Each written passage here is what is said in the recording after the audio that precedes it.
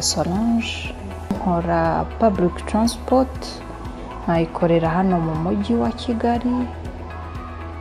nkaba mfite linye ebyiri zinyuranye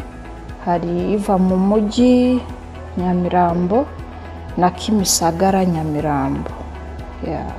BDF yakoze byinshi cyane cyane nko ku mudamu w'umunyarwandakazi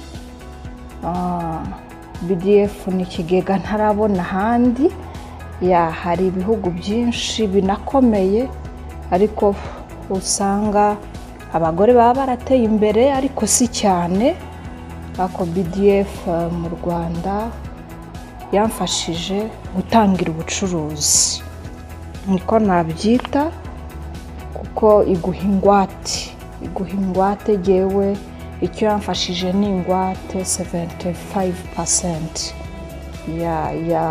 loan yanjye ni BDF yayimpaye. Imbogamizi ziraboneka urumva nk'umudamu ukora transport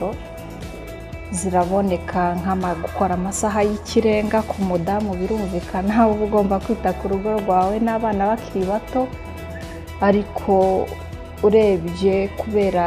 abari buki bijyamo bukibikunze wumva hari aho ushaka kugera ntabwo imbogamizi urazihanganira kuko hari aho wumva ushaka kugera. Yagushima umuntu yabanza gushimira leta y'u Rwanda hari byinshi bigaragara ikorera abadamu nkaba nabifuriza anniversaire nziza y'imyaka 5 nkaba nifuza ko twagumya tugakorana kandi nshaka kwagura undi mushinga nkaba nzabagana mukazatwakira nk'uko twakoranye mbere.